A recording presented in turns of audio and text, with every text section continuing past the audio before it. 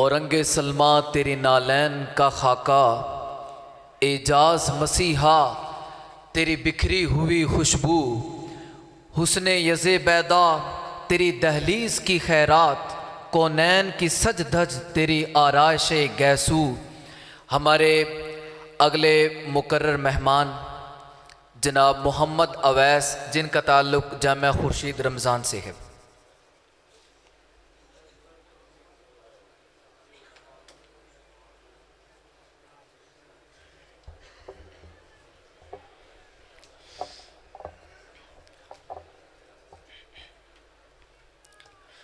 हामिदन व मुसल्लिया अम्मा बाद फ़अऊज़ु बिल्लाहि मिनश्शैतानिर्रजीम बिस्मिल्लाहिर्रहमानिर्रहीम।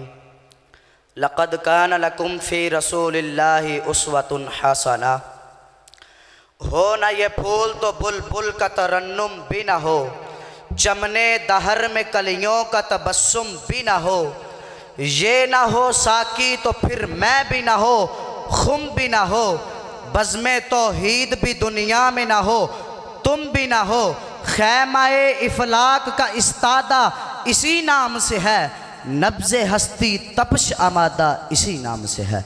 आली वकार और मसनद सरदारत पर जलवा फरोज़ जनाब इज़्ज़त माब अस्सलामु अलैकुम व रहमतुल्लाहि व बरकातुहू।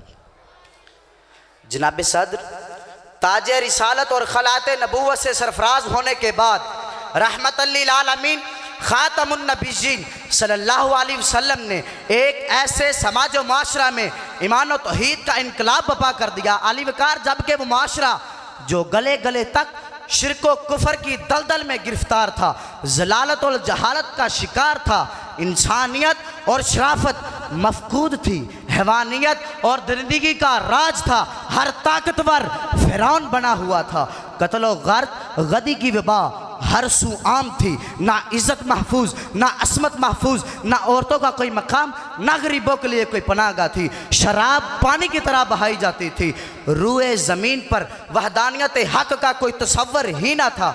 खुदगर्जी मतलब परस्ती का दौर दौरा था, चोरी बदकारी अपने उरूज पर थी, नाइंसाफ़ी जुल्म सितम अपने शबाब पर थी। आली वकार, खुदाए वाहद की प्रस्तुश की जगह मबूदाने बातिल के सामने पेशानियाँ झुकती थी। नफ़रत व अदावत की जहरीली फ़ज़ा इंसान को इंसान से दूर कर चुकी थी, इंसानियत तबाह हो चुकी थी, कुफर की नजासत से क़ुलूब बदबूदार हो चुके थे। उस दौर का इंसान कुरान करीम के मुताबिक जहन्नम के किनारे पर खड़ा था, हलाकत से दोचार होने के करीब के रहमत हक़ को रहम आया और कोहे सफ़ा की चोटियों और फ़रान की चट्टानों और फ़रान के बेआबो गया खुश्क व चटगल पहाड़ों की ओट से आफ़ताब आलम के लिए इनकलाब आलम तुलू हुआ। आली वकार, और सदियों बाद इंसानियत की बका के लिए हकीकी इनकलाब का ऐलान हुआ कि या अय्युहन नास क़ूलू ला इलाहा इल्लल्लाह तुफ़्लिहू। ऐ लोगो, ये आवाज़ नहीं थी बल्कि अवाने बादल में बिजली का कड़का था। वो बिजली का कड़का था या सौते हाथी अरब की ज़मीं जिसने सारी हिला दी। आली वकार, यही आवाज़ हक़ एक अजीम शान इनकलाब की इब्तिदा थी जिसने दुनिया इंसानियत की तारीख़ ही बदल दी।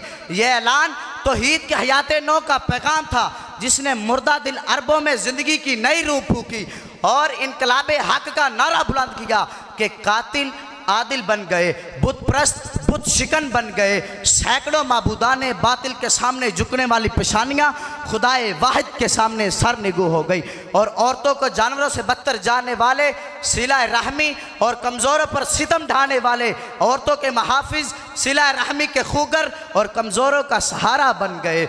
असहाबी का नुजूम बिअय्यिहिम इक्तदैतुम व इह्तदैतुम, जो न थे खुद राह पर औरों के हादी बन गए। क्या नज़र थी जिसने मुर्दों को मसीहा कर दिया। अली वकार, फिर दुनिया ने देखा कि एक उम्मी लक़ब आला नसब रसूल के फ़िदाकारों ने ईमान व तौहीद की तारीख़ मुरतब कर डाली।